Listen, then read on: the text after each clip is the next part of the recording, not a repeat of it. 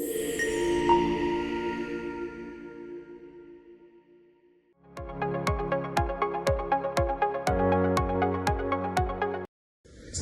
warahmatullahi wabarakatuh. Perkenalkan, nama saya Fajar Magda dan teman saya Cici Rahayu.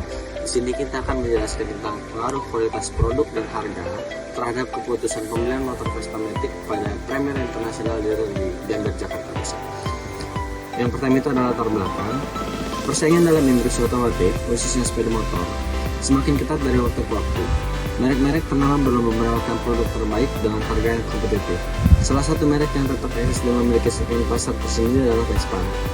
Produk Vespa Matic dikenal sebagai motor bernilai klasik modern yang menyasar konsumen menengah ke atas, terutama di kota seperti Jakarta. Namun, seiring dengan berkembangnya pilihan kendaraan Matic dan merek lain yang lebih murah dan fungsional, menjadi pertanyaan apakah yang membuat konsumen tetap memilih Vespa Matic. Dua faktor utama yang dapat mempengaruhi keputusan pembelian tersebut adalah kualitas produk dan harga. Konsumen tidak hanya membeli kendaraan untuk mobilitas, tetapi juga untuk menunjang gaya hidup dan kepuasan pribadi. Penelitian ini bertujuan untuk mengetahui sejauh mana kualitas produk dan harga mempengaruhi keputusan pembelian Vespa Matic pada Premier International di Gambir, Jakarta Pusat, yang merupakan salah satu wilayah dalam potensi pasar besar untuk produk kami. Kita ada rumusan masalah. Yang pertama ada, apakah kualitas produk berpengaruh secara signifikan terhadap keputusan pembelian Vespa Matic di Premier International di Gambir, Jakarta Pusat? Lalu yang kedua ada, apakah harga berpengaruh secara signifikan terhadap keputusan pembelian Vespa Matic di Premier International di Gambir, Jakarta Pusat? Lalu yang ketiga ada, apakah kualitas produk dan harga secara simultan berpengaruh terhadap keputusan pembelian Vespa Matic di Premier International di Gambir, Jakarta Pusat? Ada tujuan penelitian.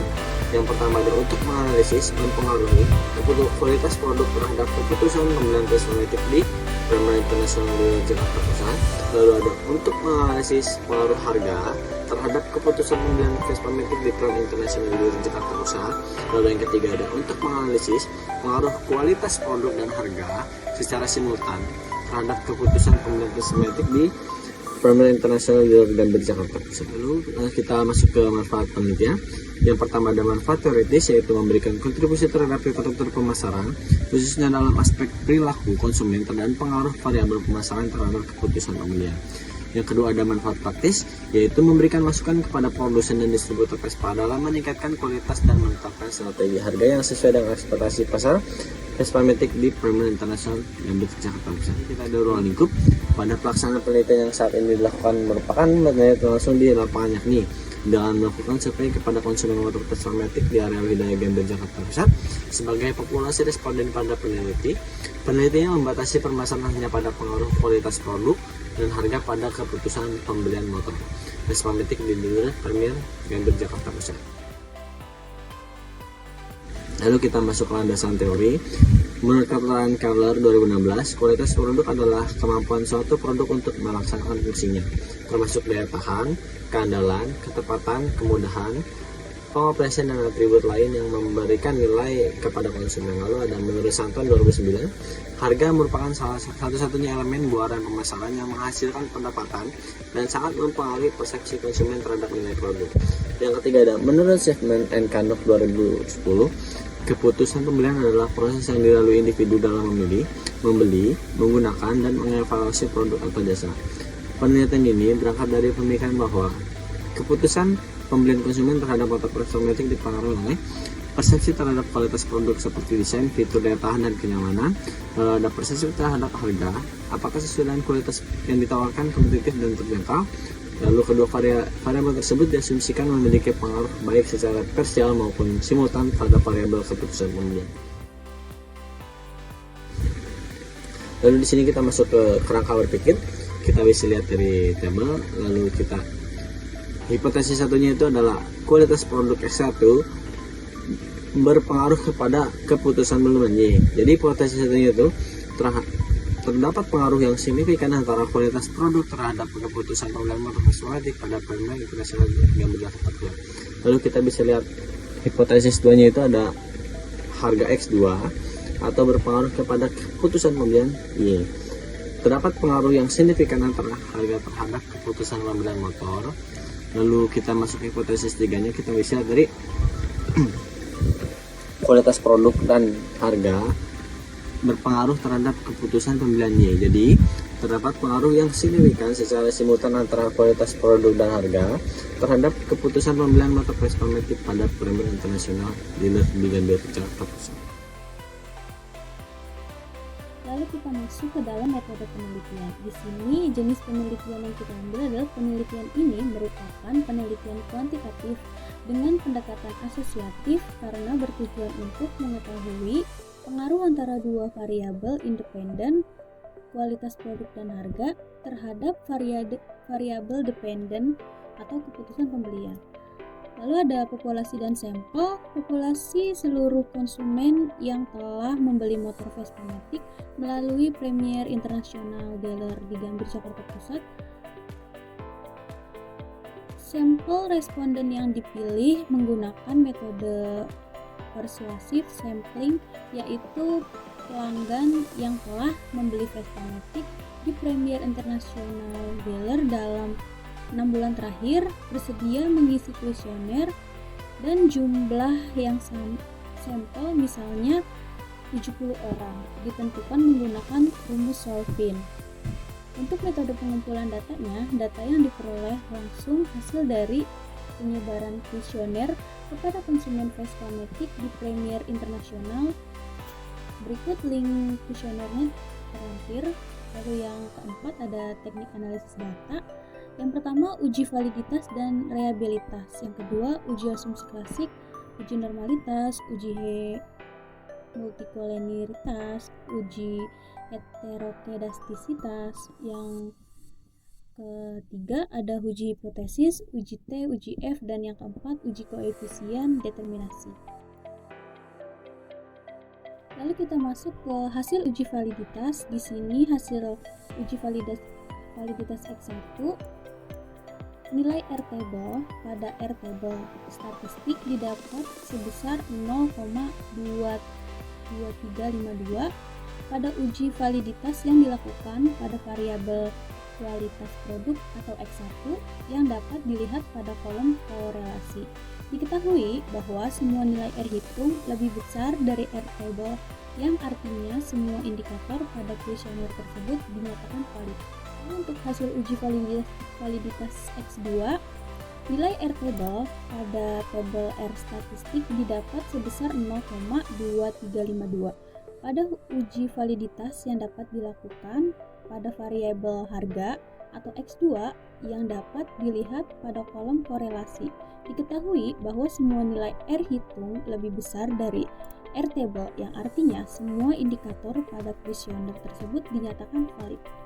Ini adalah hasil uji validitas pada Y.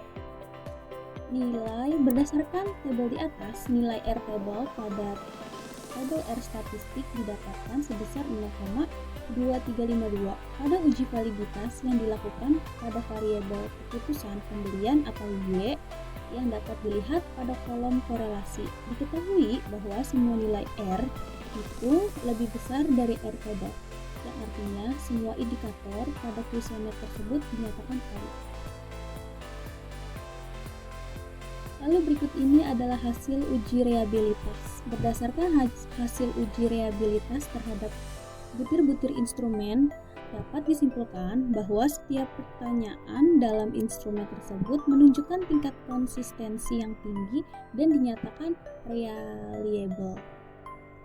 Di sini ada di kolom variabel itu untuk kualitas produk Cronch alpanya sebesar 0,953, lalu R-table-nya 0,60, keterangannya reliable. Untuk variabel harga, Cronch alpanya didapatkan sebesar 0,969, R-table-nya dengan 0,60 dinyatakan reliable. Untuk variabel keputusan pembelian, Cronch alpanya didapatkan sebesar 0,964. Untuk R-table-nya 0,60 dan dinyatakan reliable. Lalu untuk hasil uji asumsi klasik yang dimana kita bisa lihat di sini di bagian uji normalitas. Berdasarkan hasil analisis tabel di atas diperoleh nilai signifikannya sig Y 0,000,001 X1-nya 0,000 dan X2-nya 0,000 lebih kecil dari 0,05, maka data tersebut berdistribusi normal. Lalu kita masuk ke uji heterokedastisitas. Berdasarkan hasil analisis grafik di atas menunjukkan tidak terdapat pola yang jelas, seperti titik-titik menyebar di atas dan di bawah angka 0 pada sumbu Y, maka tidak terjadi heterokedastisitas.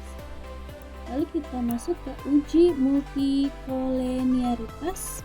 Berdasarkan hasil analisis tabel di atas diperoleh nilai toleransi X1-nya 0,283 dan X2 0,283 lebih besar 0,100, sedangkan CIF-nya X1 3,530 dan X2-nya 3,530 lebih kecil 10.000,